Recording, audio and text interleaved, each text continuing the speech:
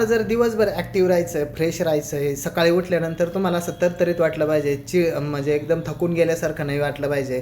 त्याच्यानंतर सकाळी उठल्यानंतर अंग कडक नाही झालं पाहिजे, डोळे लवकर चांगले फ्रेश उघडले पाहिजे. तर ह्या सगळ्या गोष्टी पाहिजे ना, तर सगळ्यात आधी तुमचं पहिलं जेवण आणि लास्टचं जेवण हे ना न्यूट्रिशन फूडमध्ये असलं पाहिजे.